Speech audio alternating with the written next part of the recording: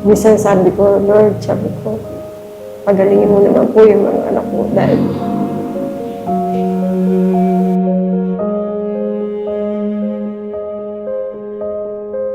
habang buhay pa ako, nakita ko po silang normal. Wala lang kanilang pag-iisip. Napakahirap po maging ina. Ang hirap po talaga.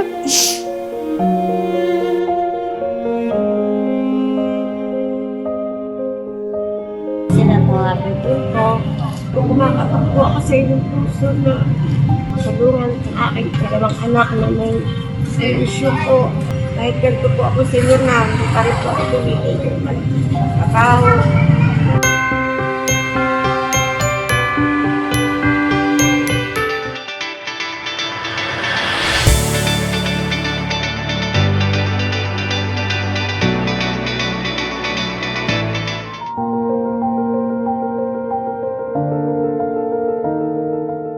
Ako po si Nanay Aida, senior na po ako. Tumatakbo yung araw ko sa nagpapalinis ng bahay, nililinisan ko po. Tapos po, pagka-uwi ko po, maglalaban naman po ako. Sa hapon po naman, magtitinda naman po ng balot sa kanto para po may pantustos sa aming pamilya. Dahil po sa nagme-maintenance po yung dalawang anak ko na may epileptic. Tapos yung anak ko naman nasa mental, pinasok ko muna kasi hindi ako makakapagtrabaho. Lagi kami nasa loob ng bahay. Binabantayan ko siya dahil lagi siyang nasa lansangan. Gusto niya yung gala ng gala. Babae po siya, delikado po para sa kanya. Kaya inisip ko po na i-confine muna po siya sa mental health. Kaya po, kailangan po talagang walang masayang na araw na oras. Sa punto po ng Undoy, para po silang parang shock. Dahil aga-aga po, trauma. Yun na po, mawalan po sila ng malay. Tapos, hindi na nakapag-aral, ng grade 4 lang. Ang ate ko po, nung Undoy po, ate ko po unang nagkasakit po. Tapos nung sunod dahil minsan sa school po kasi, inaatake po kasi po ako sa school. Nawalan po ako ng malay po. Dadasal na lang po ako para gabayan sila ng Diyos. Mister ko may edad na rin po siya na nagtatrabaho pa rin. Pinipilit niya na magtrabaho para sa aming pamilya. Minsan nakiusap nga ako po doon sa boss namin. Kasi parang ayaw niya na akong tanggapin. Kasi nga sa edad ko. Sabi ko, wag naman po kasi kawawa naman po yung pamilya ko. Walang magsusuporta sa kanila. Ako lang po ang inaasahan nila. Kahit may mga anak ko may trabaho na, sa akin pa rin umaasa.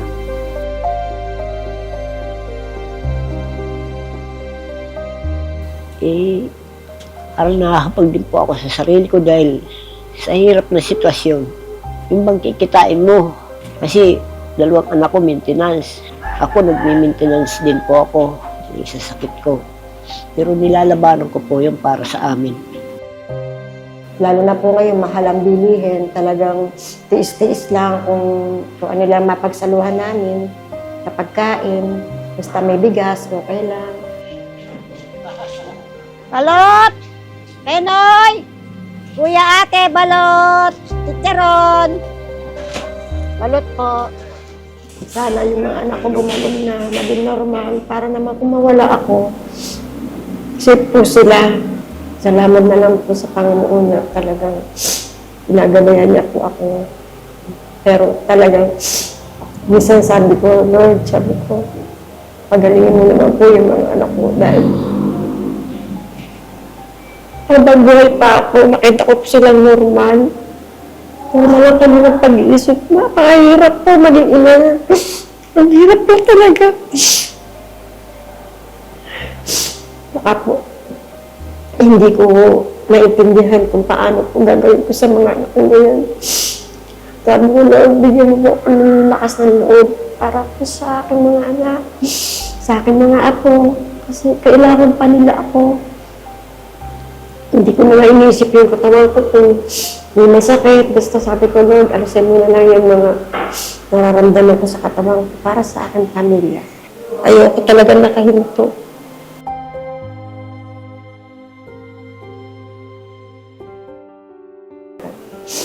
Sa hirap ng buhay, Nay, paano po kayo nagse-celebrate ng Pasko? Mga Pasko, hindi ko na po iniisip yun.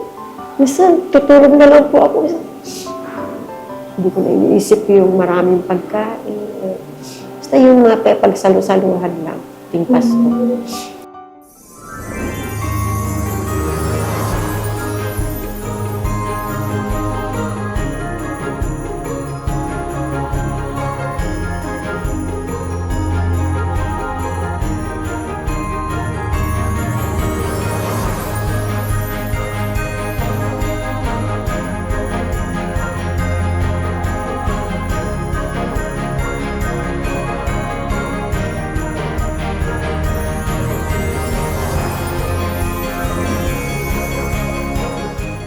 Maligayang Pasko po!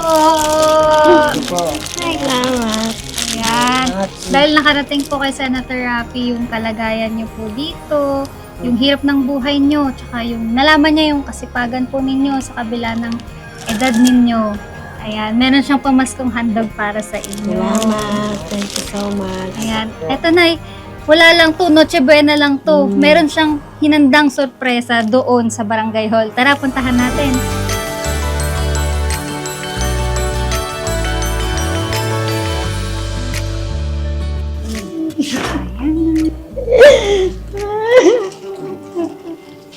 Maraming salamat. Ayan. Ayan po yung pamaskong handog ni Senator Raffy. Maraming salamat po. Ayan, kumpleto na po yan. May isang sakong bigas, may mga delata, may biskwit, tapos mga sa panghanda tuwa. nyo po sa Pasko, hindi nyo na po iisipin kasi binigay na po ni Senator Raffy. Maraming salamat po. Malaking tulong po sa amin yung grocery na to kasi sa hirap po ng buhay, talagang sobrang laking tulong. Hindi na po namin naiintindihan yung pangkain namin araw-araw kasi sobrang mahal po ng bilihin. Mga gamot pa po ng kapatid namin. Ayan, nanay, nabanggit mo sa akin kanina yung nahihirapan kayo sa buhay, hirap na kumuha ng pambili kung saan bibili ng gamot, tapos yung sa pang-araw-araw, hindi nyo na po problemahin yon dahil nagbigay po siya ng 50,000 pesos po para sa inyo. Salamat, thank you, Lord. Thank you. Senator Raffy, salamat. Maraming salamat po. Merry Christmas po. Maraming sa tulong po sa amin. 1, 2,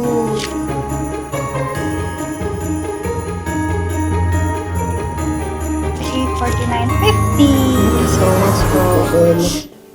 Dati nangangarap lang ako na mapili niyo, pero ito na. Salamat po na marami. Thank you so much po.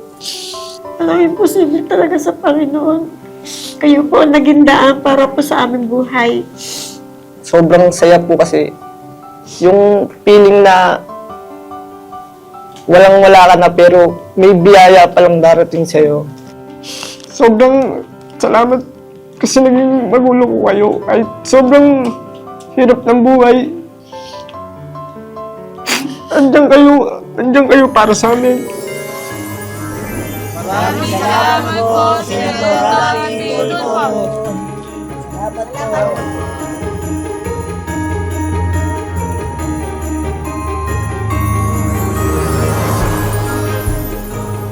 Maligayang Pasko po!